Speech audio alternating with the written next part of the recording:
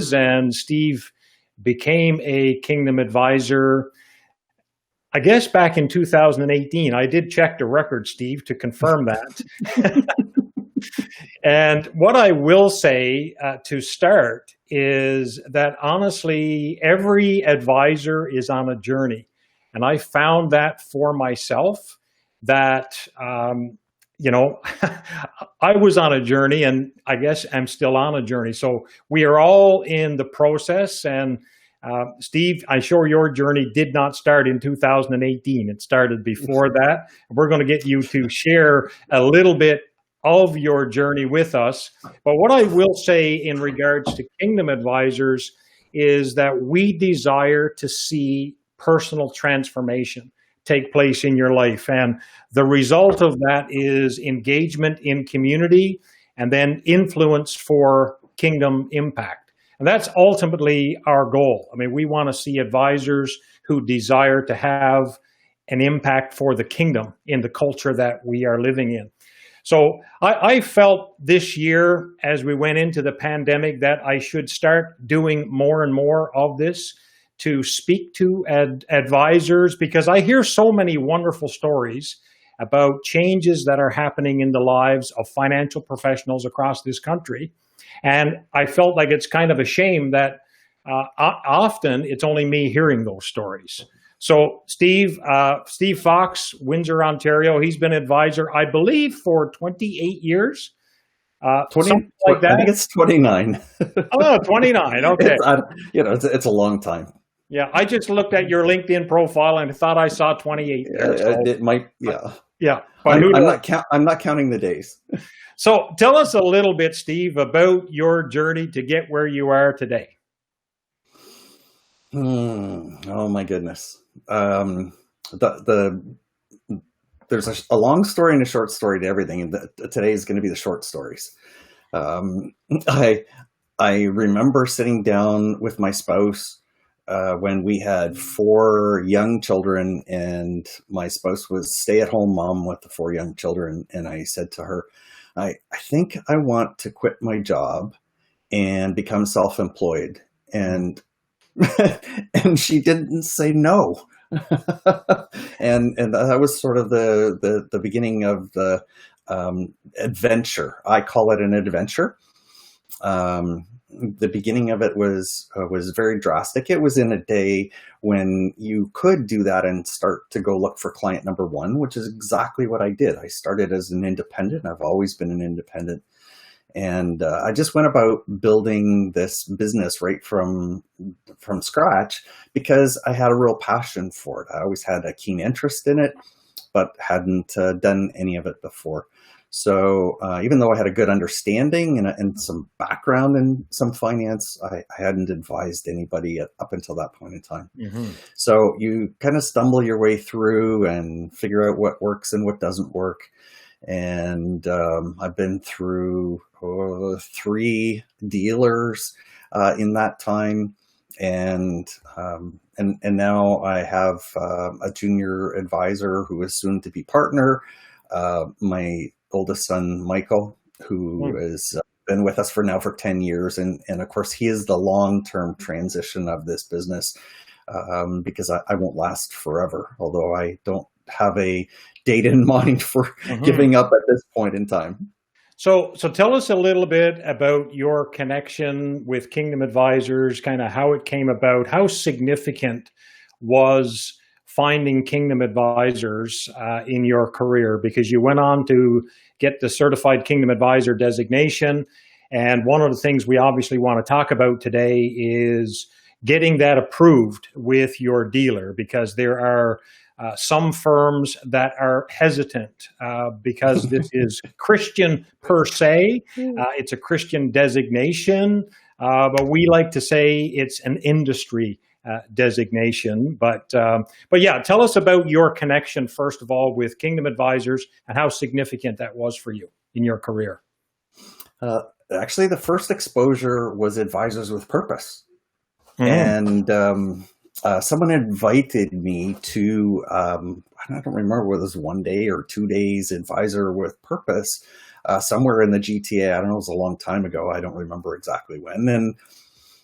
And I went a couple of times and really enjoyed it. And I kind of realized that there is a potential then to minister more specifically to the Christian community, but also to be empowered to share more of my faith with our existing clients who are not Christians. Mm-hmm. So I didn't get deeply connected to Advisors with Purpose. I didn't have a membership or anything else. But then along comes KA. And so I had exposure to the Canadian one day. And then one day it was actually another advisor in our office, Keith Jones, came to me and said, you know what, I think we should consider doing the CKA. And I was like, oh, really? Tell me all about it. And so we kind of dug into it to take a look at if this was something that we wanted to make a commitment to, because it is it's a fair amount of study. And so we both thought this was a good timing. We had done a couple of things in the past, really trying to reach into the Christian community and give them an education on finances from a biblical perspective, and we didn't have a lot of response. I don't think it was that we were doing it wrong. I think it was just a timing issue. And I think today Christians are far more open to this. So going through the process of all the education and getting the designation was, I don't want to call it overwhelming. It is deep, it's detailed, but it is profoundly great. Mm-hmm. So is there anything that really, I know it's been a couple of years since you've gone through it, so it may not be real fresh in your mind, but is there anything that really resonated with you, that stood out to you, that was, I guess, practice changing, to put it that way? Where it was like, okay, was there something in there that you said, okay, I need to start implementing this into my business practice? Most definitely. I took a serious turn after going through this process, and it was very, very intentional that I would make clear to all of our existing clients and prospects, regardless of whether they shared my faith or not, that they knew exactly where I stood. Mm-hmm. So we'll talk in a minute about getting the CKA designation recognized.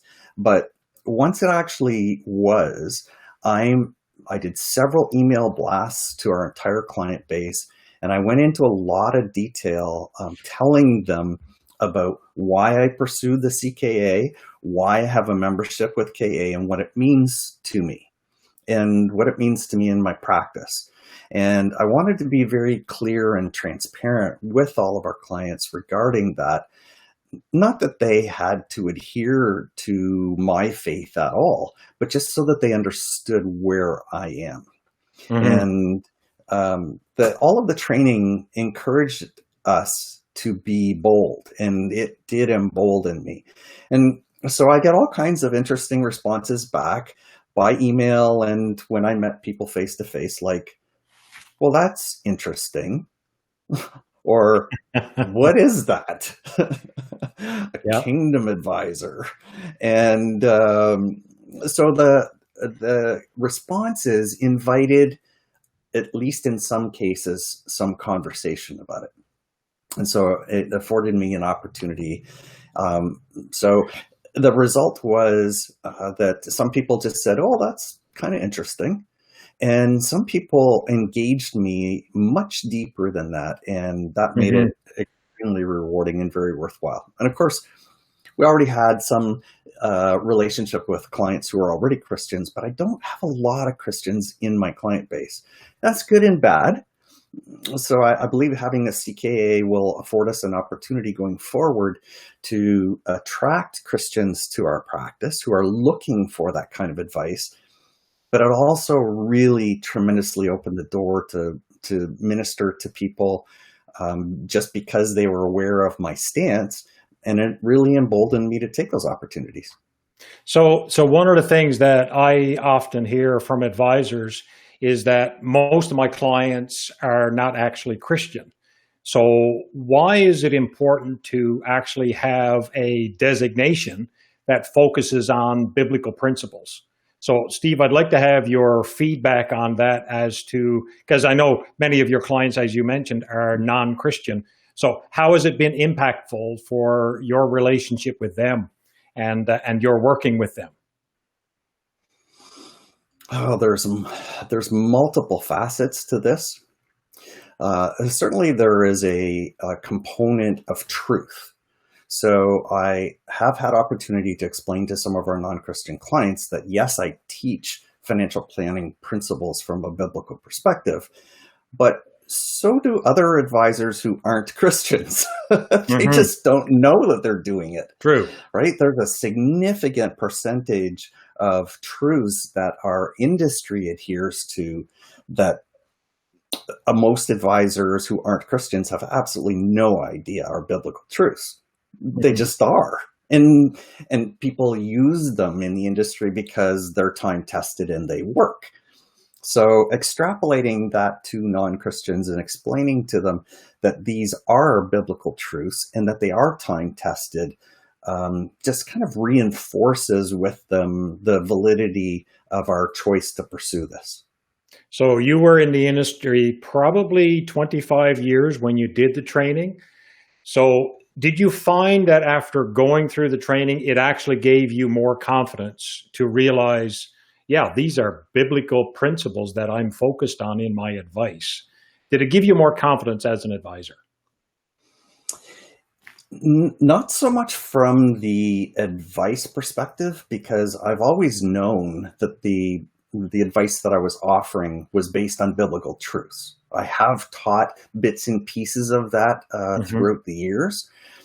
It certainly expanded on that greatly, but the part that really gave me confidence, and I kind of struggle in thinking about this too, because would it have been different if I had done this 29 years ago or 28 years ago when I started out? Would I have the same boldness? I don't know. I can't roll the clock back and know. I'm in a place in my practice right now where honestly, if I said to a client, I just want to let you know that I'm a Christian and that I teach financial planning principles from a biblical perspective, and if they said, "Oh, that's wacky, I don't want anything to do with that, I'm out of here," I probably would say, "Oh, I'm so sorry," but it wouldn't make a significant dent to my practice. So it's emboldened me in a way that I can feel comfortable not only to share where my perspective comes from, but I think where maybe the most significant difference has come in is that there have been times when clients run into crisis situations. And all of us that work in the industry know this. I had a couple call me recently, and she's been experiencing back pain since March, and they've been trying and figure out what's going on and can't figure it out. And then they call me and they're in a hotel room in London because she had just been diagnosed with being full of cancer. And so he's in tears on the phone with me, and I feel comfortable to say, "Can I pray for you guys?" Right? Because I've done this like so many times now in the last couple of years. I had another situation with some clients where he lost 7 family members inside of a year, and he actually slipped into a depression, and has been unable to work and has just struggled to function. And so I one time in a meeting face to face with him early on in this process, I said, can I pray for you right now? And I've never had anybody say no. I don't know what they think about it, and I don't really care. It has opened up the opportunity for me to share my faith in a practical way, where I'm not saying, oh, I need you to say the sinner's prayer, or I need you to come to church. No. What can I do for you? And this empowers me with one more thing that I've been emboldened to do inside of our practice, which I think has significantly strengthened our client relationships. And it demonstrates to people, no matter what they think of it, that I actually care about who they are. And I do. So when I hear you say all these things, immediately compliance comes to mind. About should you be doing this? All of those sorts of things. And part of the logic in our call today is for you to talk to us a little bit about the process that you worked through, and maybe it was you and Keith, or maybe it was primarily you, I'm not sure, with your dealer to go about getting the approval for the use of the CKA. So I'd like for you to talk to us a little bit about that. By the way, for those of you that are on the call today, if you have questions, now is a good time to enter them in the chat box as Steve begins to speak, because I'm hosting this, but I don't want to necessarily dominate the conversation. If you have a question that you would like to ask, please put it in the chat box and we'll get to it, because I have the funny suspicion that this is probably the reason that many people joined the call today, because we have many who on the call who are CKAs or are working toward their designation. And I'm going to put a video on shortly, but Steve, I'd like for you to respond to that. Issues that you ran into with compliance, because you're one of the firms in Canada that has pre-approved or has approved the use of the CKA designation. So talk to us a little bit about that. Okay. I blame less hair and gray hair on this process. I want to say that I had just the grace of God to just enter into this process and hand it over to him and say, God, work a miracle. In reality, it was a combination of a whole lot of things. And it was a very, very frustrating process. So dealers have a whole set of criteria from a compliance perspective, and I understand why they exist. But it was a massive education process. So it took me the better part of a year working with the compliance department to justify, give them reasons to accept why they should allow me to use the CKA designation. So I provided documentation of all my education, all the courses that I went through. I provided a statement of ethics.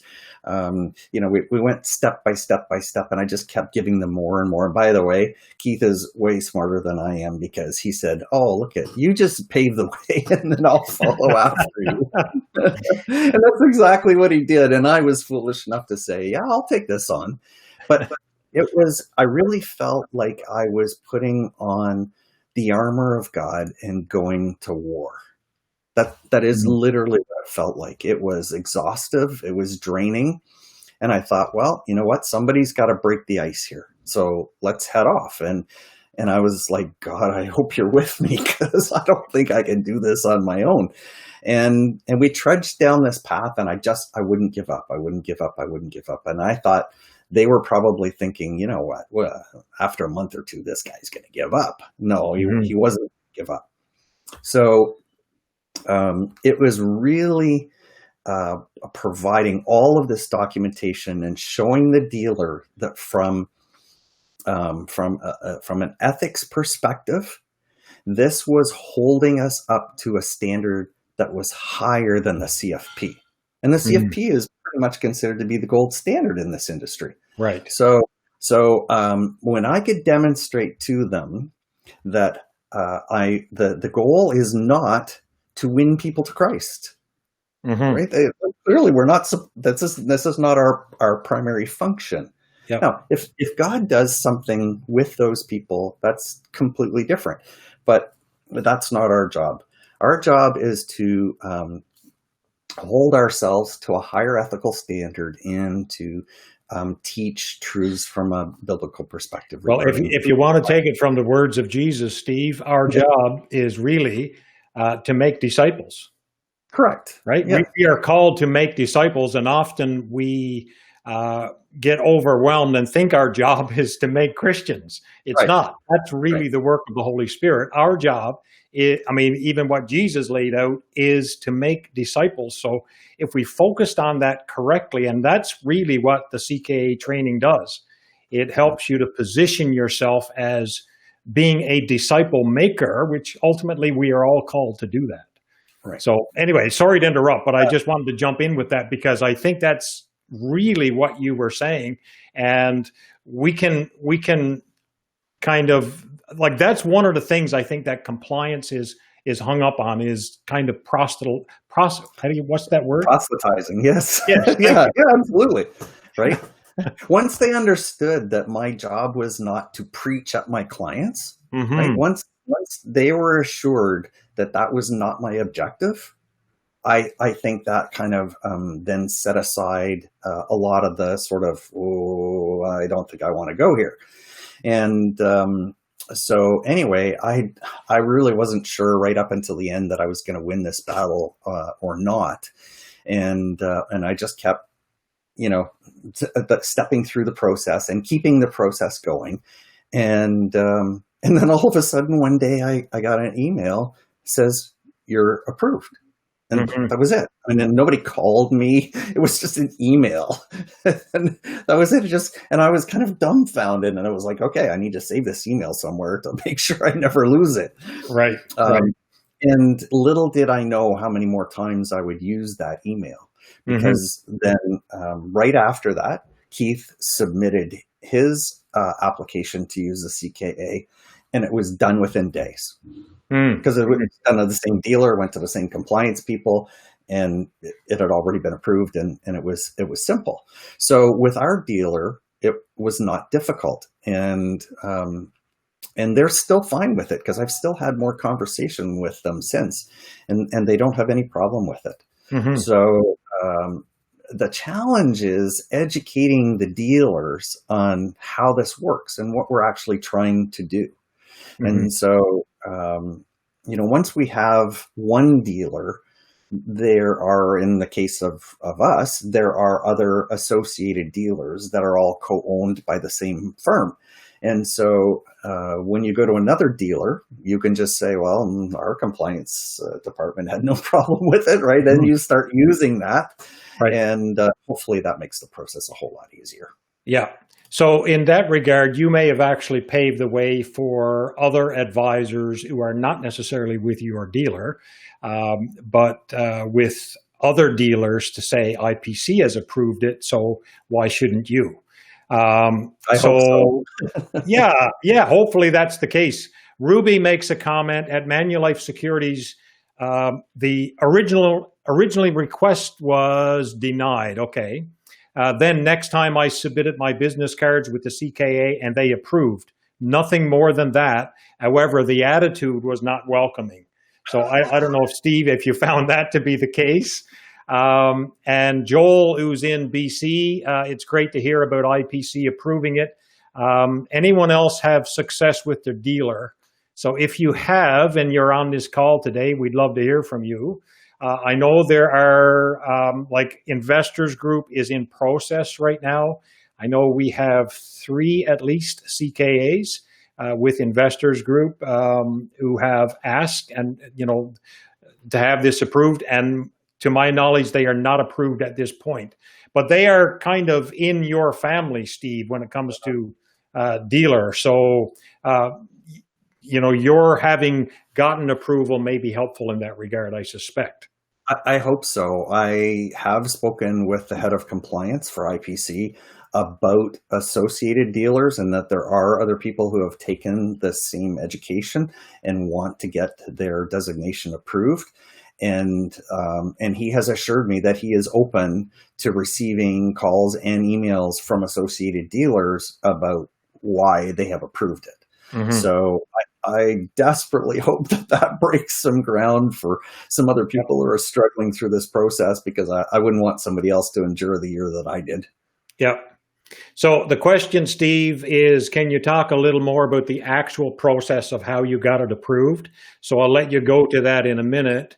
But there's another question wondering about how Canada Life, Freedom 55, Quadrus Investments. I can tell you now that this question comes from Atlantic Canada and Roger, and you would know Roger Jonathan Lewis. He has gotten approval and is using his CKA designation. So Quadrus will, you should have not an issue once you get your CKA with Quadrus or Freedom 55.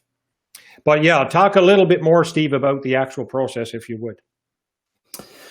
Part of it was a tremendous amount of documentation that was provided by Kingdom Advisors. I was down at the conference in Florida, and off the top of my head, I can't remember the person that I spoke to, but he was tremendously helpful. So I said, I really need to be armed with as much information as possible. So, just pointing them to the KA website it's leaving them to do the homework. Right. And I don't expect that they're going to do the homework. So if you're going to enter into this process, I would recommend engaging someone at Kingdom Advisors to be able to, whether it's yourself or whether it's somebody in the US, to be able to provide as much documentation as possible. And the statement of ethics, I think, probably went a long way. Now, it did take explanation. So they won't understand everything that's in that information at face value. It is going to take some explanation. So if you can engage your compliance department in a conversation about it and explain what it is that you're trying to do. Mm-hmm. And part of that is an appeal to their their sense of wanting more business, right? Because that's what dealers are in the business for, wanting more business.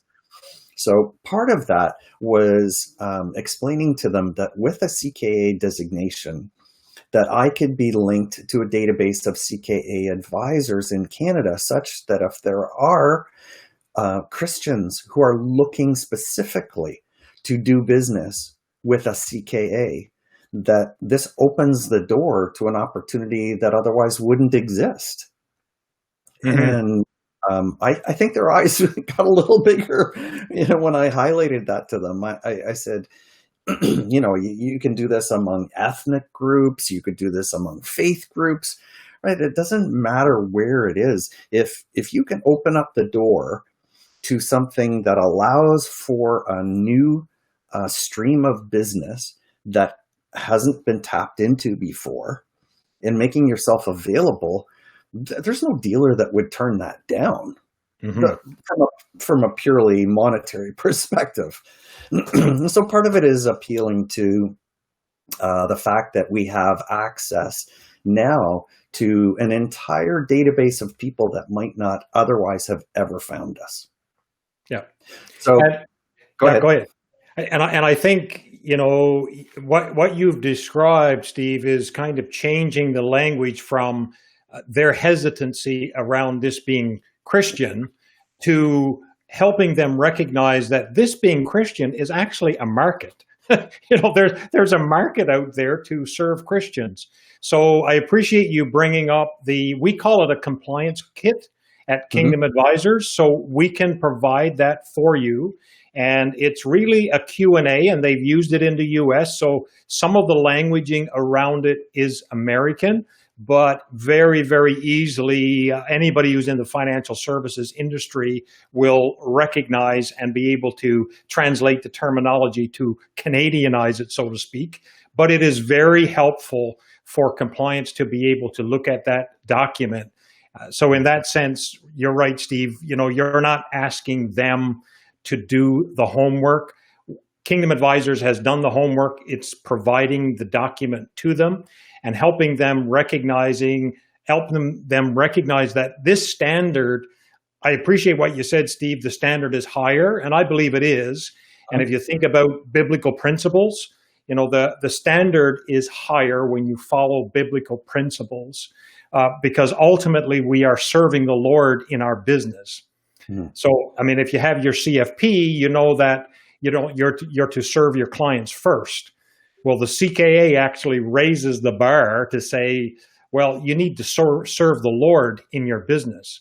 And we all know that if we serve the Lord well and we focus on Him in our business, we are going to do a superior job when we're working with our clients.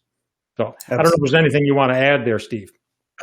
No, I think that's pretty comprehensive. I just know that if you attack this purely from a spiritual perspective, to a secular dealer where you're dealing with secular people, you're going to struggle. So if you look at this from an ethical perspective and from the fact that you are have the potential to access an enormous marketplace that is virtually untapped, I think you'll have tremendously more success. Mm-hmm. There is a comment from Jim Hummel, who's also with IPC, basically thanking you kind of for paving the way. You're welcome, Jim. Yeah, and then we have another Steve Hillier, who's also with IPC, just south of us, and he said it was approved when it was under Advisors with Purpose. And I think Brad Smith, who's also with IPC, had it approved probably in 2008. So if you could address that, because that probably helped, I'm guessing, in the approval process, or was it kind of like starting all over again when you went to get your approval?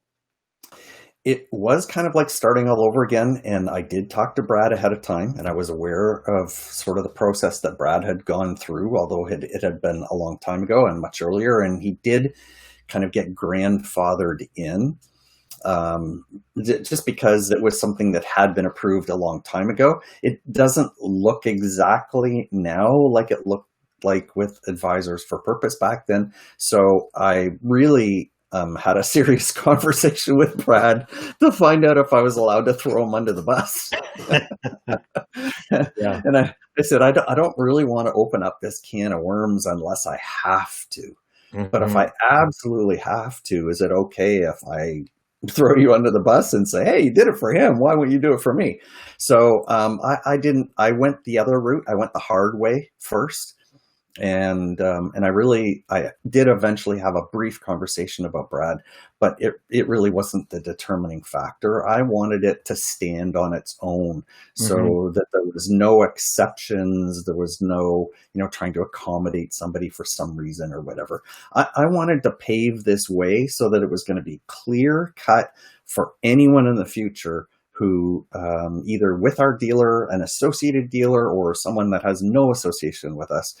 I was happy to try to pave the way and make it easier for people going forward. Mm-hmm. And hopefully that happens. Yeah, hopefully it does. So if you're on the call today and you haven't sought to have your designation approved, then I would encourage you to reach out and do that. Step up to the plate, because we want to see more and more advisors or firms approving the use of the CKA, because that helps with the recognition. So Steve, what I'm going to do now is we're going to watch a video. This is about 3 or 4 minutes with Rob West, our president, and Ron Blue, the founding director. And I'd like to get your feedback after this. And just to let everybody know, some of you on the call, I know I'm just kind of looking through your names. You already have your CKA. Maybe you don't have your approval yet for your firm. Some of you I know have registered and haven't necessarily completed it. I'd encourage you to complete it. This video is to talk a little bit more about the CKA and actually the Christian financial services industry. So let's have a listen. Hi, I'm Rob West. I serve as president of Kingdom Advisors.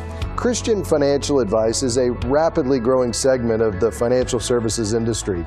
As the larger financial services industry continues moving from a focus on product to a focus on advice, a key trend shaping the industry's future centers on advisors who provide specialized and differentiated advice to niche markets with unique planning needs.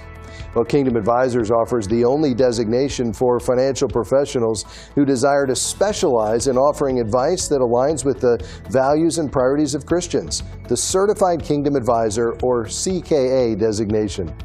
I'm joined today on the set by Ron Blue, the founding director of Kingdom Advisors. And Ron, I'd like to begin today by talking about the vision you've had for a long time for a true industry of Christian financial advice. Why an industry? So I saw the need probably in the 90s and the early 2000s that we needed some way to expand this whole process of Christian financial planning. Now, in order to really have a legitimate industry, you need a lot of other things other than planners. You need tax people, you need attorneys, you need investment people.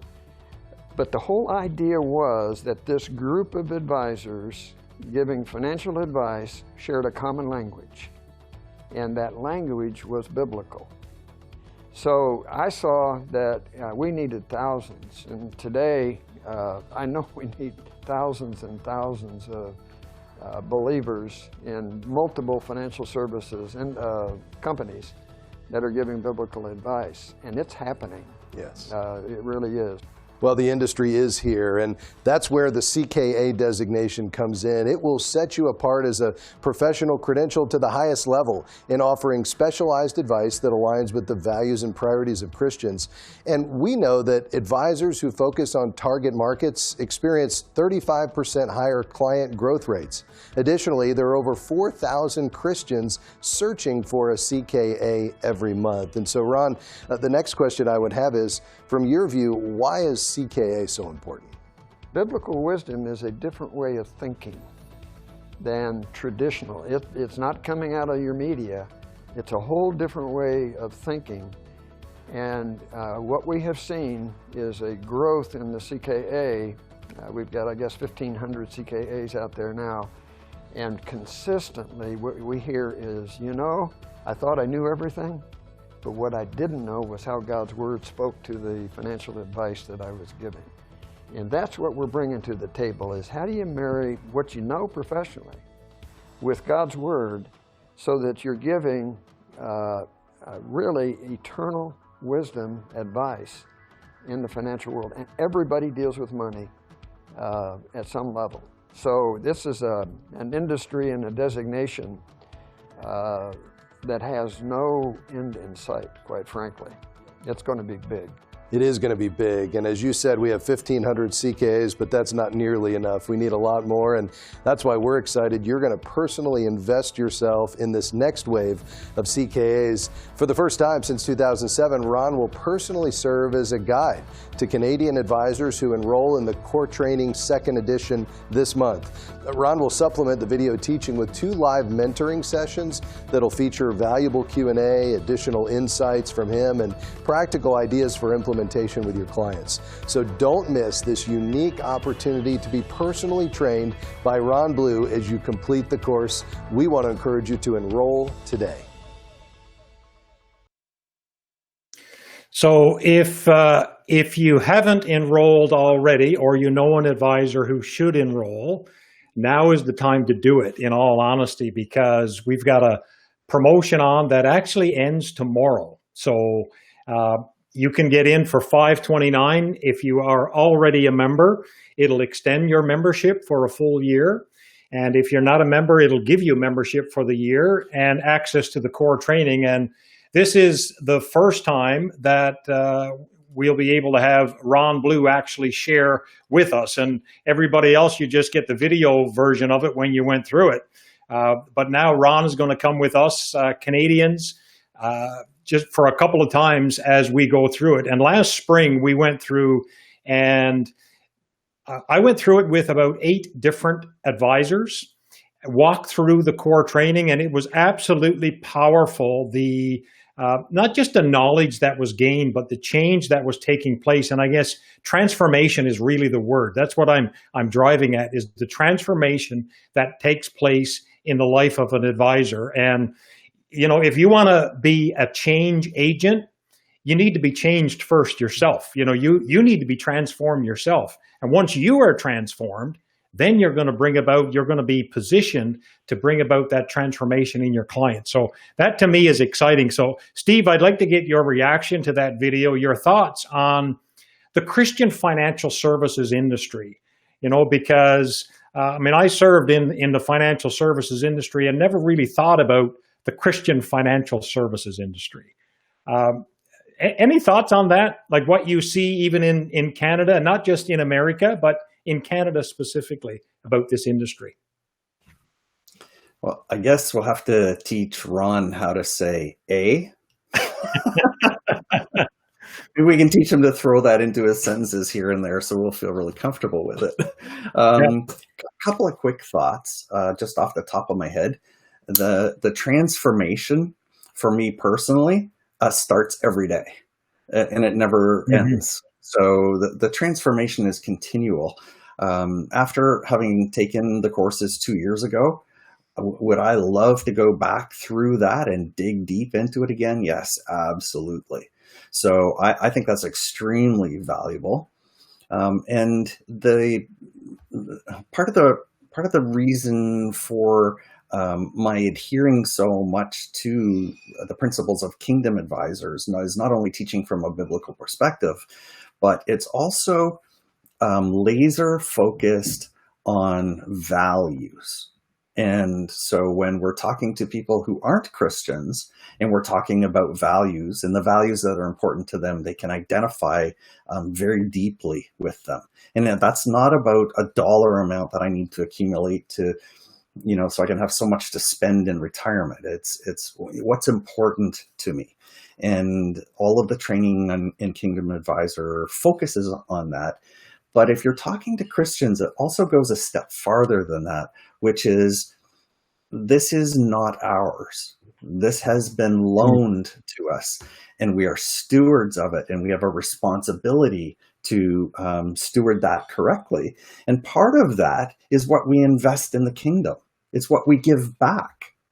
Well, sorry, I say we give back. I remember reading Managing God's Money years ago and coming to the awareness that I actually own nothing. And when you talk to Christians, you can talk from that perspective and give them that kind of education that God owns us all, but he's entrusted it to us. And it's our responsibility to discover what it is that he's calling us to do with it. So those are some of the key elements that I get out of this. And I've so much appreciated the conferences, both the one-day conferences here in Canada and the ones in Florida when we actually could meet together. And I would look very much forward to more court training. That's awesome. On that note, Steve, I'll jump in with this. Actually, this slide right here, because this is our one-day conference this year. This is what it looks like. We're shrinking it to 90 minutes. So this will be fun to squeeze 7 speakers who will share this year on November the 3rd to 90 minutes.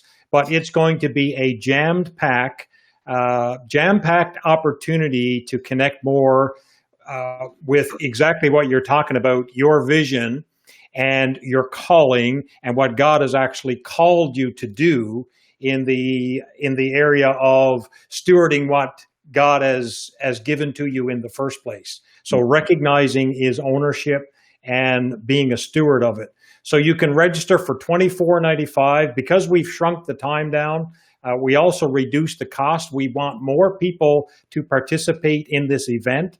We had 130 attend in Mississauga last year, and we'd like to at least double that number.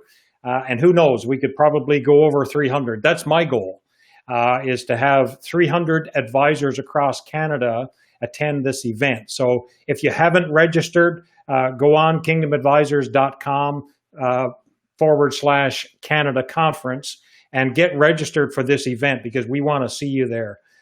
Because it's significant, because it's one of those events that it will not just speak into you being in the industry, but it will speak into your life as being in the Christian financial services industry, which, as we've talked about, is a higher level. Yeah, Steve, the other thing, I'm going to read here, but I want to throw out to you. and I'll get to some questions that have been raised in a minute. But I want to throw out to you, I guess, and ask, what's your year been like this year? 2020, we know it's been challenging for a lot of people, including advisors. So kind of talk to us a little bit about what your year has been like and what have you done in response to COVID-19, the pandemic, because I know you've done some different things this year as a result of what's happened in our world. My goodness, never in my wildest dreams would I have imagined working out of a home office. Yeah, everything changed when COVID started. Although our business was open, our office was closed. It's still closed. We've been all work from home for the past 5 months. We had to change all of our systems, all of our procedures. We had to change the way we engaged clients. But I also felt really compelled to reach out to clients and prospects in a brand new way, things that I hadn't done before. The first things that came to mind is, whenever you run into challenges, economic challenges, the first thing you do is you communicate with clients, and you want to do this as much as possible. So I started a social media page, a business Facebook page. And I believe that God gave me this crazy idea of doing webcasts. Mm-hmm. So I started in March. I've done somewhere in the neighborhood of 25 of them now. I've been doing them weekly. And each week, I don't promote myself. I introduce myself and my company name at the beginning, and that's the only self-promotion that I do. What I am endeavoring to do is to promote small local businesses and have those business owners provide little bits of free information to our client base or anyone who happens to search these out.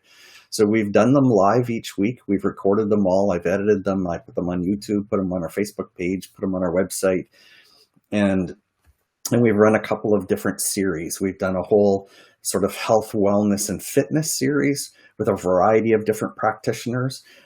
We've done sort of quasi-financial stuff. We've had an accountant, we've had an estate planning lawyer, and we've done a series on that. And then the rest of it is just information that our clients or the public may be interested in. The highest interest that we had in any webcast that we did was hosting an organic farmer locally. Mm-hmm. So yeah, I have a landscaper. I've had all kinds of very diverse things on. It's been fun. It's been easy. I keep them to about a half hour, 45 minutes each. We get people attend live. I get far more views on the internet afterwards. And it was ironic because I actually had a virtual review with some clients yesterday afternoon. And as soon as we got connected, this couple started to talk to me, and she said, I just want to thank you for the kind of connection that you've made with us through this period of time. She said, it could have very easily felt like because we couldn't be face to face with you that we weren't connected to you. And not only have I done the webcast, but every once in a while, I'll just sit down maybe on a Saturday morning and just sit in front of the computer and record 2 or 3 minutes and email it out to clients. And it doesn't have anything to do with financial planning or what we do with clients. It's connecting on a human level. I don't have a suit and tie on. I might have shorts or t-shirt on. And I just talk to people like a human being would talk to another human being who actually cares about other human beings. And it's been so warmly received. So I would encourage you, no matter what it is, that however you choose to do it, but don't be afraid to connect to your clients. It's not just information that they're looking for. And actually, I have found it's very little financial information that they're really looking for. They're wanting some human connection, and they seem to see real value in us providing a variety of different small business expertise to them, because they've felt kind of trapped and alone, and it has been very warmly received. It's interesting that you have chosen to do something that's kind of unrelated to your work, but in a sense, it's building community in a very unique way. And also interesting that your clients are recognizing what you're doing, and I would suspect are probably valuing you even more than they did previously because of your efforts in that area. Would that be a fair comment? That's the feedback that I'm getting when I do engage clients on a even if it's virtual, on a one-on-one basis. Yeah, that is the feedback that I'm getting. So they seem to be receiving it very positively. So that's almost like the MasterCard commercial. That's priceless. Like, you can't really put a value on that, dollar-wise. True. It's kind of a priceless kind of result that you're getting, and I've been on some of your webcasts, and some of them are related to financial services industry, but some are totally not. Really have nothing to do with it. So, but it has to do what you said about life. So I think there's definitely value in that. So but there's a significant cost for you, I would think, in time to do it, and I know you're probably enjoying doing it, but there's some added workload to doing it. And we got a couple more questions that we want to get to in a minute, but I'd love to have your feedback around not necessarily cost financial, although you can comment on that as well, but just cost in relation to your time, even kind of away from the business to do this sort of thing during these busy times. Okay. I can tell you, just as a quick aside on all of this, I had my personal assistant give his notice. He was a brilliant young man, and I feared that I couldn't keep him. And he gave his notice, and actually his last day with us was March the 12th. It could not have been any worse timing. And so I've actually been 5 months without an assistant, and I'm not sure how I've managed to get through this time without that. But nonetheless, we're back in the rehiring process now after all of this crazy stuff. But the commitment that I made to this was really to engage our clients on a much deeper level, and potentially to connect to the databases of all of the people that we're hosting. And I approach a small business and I ask them if it would be okay if we hosted them. They're kind of dumbfounded, and they're like, "Are you asking me if you will advertise for me for free?" And the answer is yes. And so we're making all of these connections inside of the community. We're promoting the local community because 95% of the webcasts have been with people who are local. So we're making connections with the business community. We're building value with the business community because we're pulling them all together. And we're adding value to our clients or prospects or whoever happens to watch it on the internet, because I have no idea. So the time investment is the time that you actually spend doing the webcast. So I spend, maybe an hour and a half in total on that. And then I receive the recording afterwards and I edit it, and I've become pretty good at the editing process. So I probably spend about 45 minutes in the editing process to an hour afterwards. So if I think I spend 2.5 hours a week to build the kind of value that my clients are giving me feedback on, I would say that's well worth the time investment. Well, it's interesting. If I go back to this slide here, and we talk about an advisor being personally transformed, the next result with that transformation is engaging in the community, and then it's the influence for kingdom impact. And I would say, Steve, some of what you're doing is definitely having a kingdom impact because you are being an influence. So I certainly commend you for what you are doing. Just a couple of questions that I'm not an introvert, so I actually find it easy. Very true. And we're going to wrap up because we want to clue it up within an hour. But Merv asked a question about other organizations recognizing the value of the CKA designation. And are there any other standards setting organizations, such as the 4Cs, which value the designation out there? And actually, Barbara kind of answered that question by saying, I'm a development officer with the Gideons International of Canada, and I've been suggesting that our major donors look for a CKA. And so the Gideons have recognized it. I know some organizations like Teen Challenge, Compassion Canada, they have recognized the value and have wanted to connect their advisors with a CKA out there. And that's part of my role. But a question that come in is, how can I best promote the idea of connecting the philanthropic endeavors?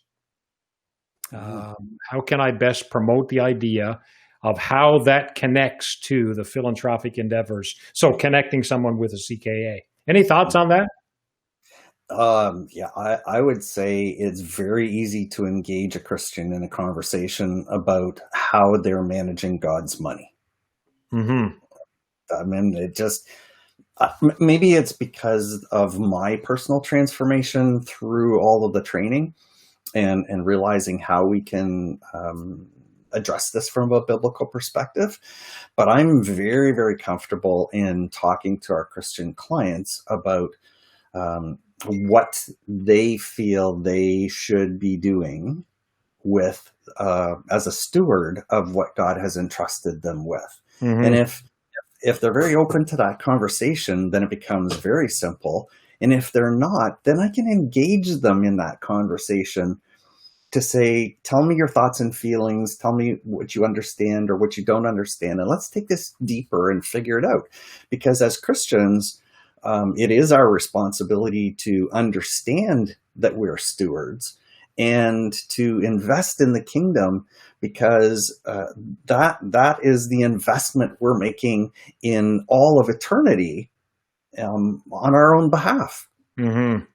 And we don't want to miss that opportunity. No, exactly. One more question that's come in, Steve, is do you have some examples of Christian principles that the investment community has adapted to secular advising?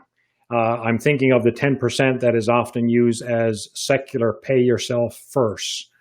So any ideas of biblical principles? And one that comes to mind for me is diversification. I mean, the secular world has definitely embraced that. And if you look at Ecclesiastes, that's certainly one that immediately comes to my mind. But Steve, is there anything that kind of jumps out to you? Something that the secular world has adapted, whether they recognize it as Christian or not.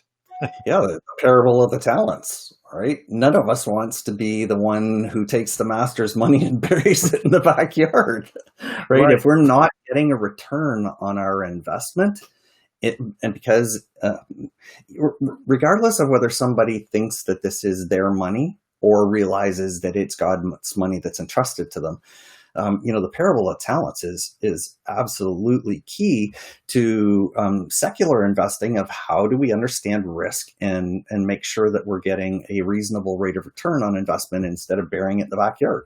Mm-hmm. Yeah. So that's awesome. We've had a great time chatting here today. Steve, I really, really appreciate you taking the time to be with us.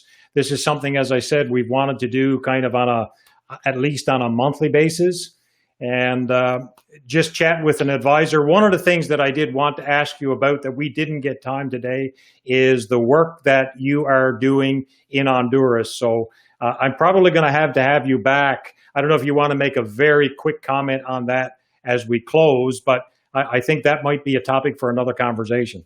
The only thing I'll stick in here is that I ended up engaged with the dealer in doing a Christian mission in Central America, and the dealer loves it. So if that's the teaser, I'll leave you with the teaser. And if you want to expound on that another time, I'm happy to do that. Yeah, that's awesome. That's awesome. Appreciate everybody for joining the call today. Steve, thank you for taking the time. And God bless you, everyone. We will see you all hopefully at a study group this month because the topic is wonderful. So God bless everybody. Have a great week and weekend. Absolutely. God Thanks, bless. Steve. Bye. Take care.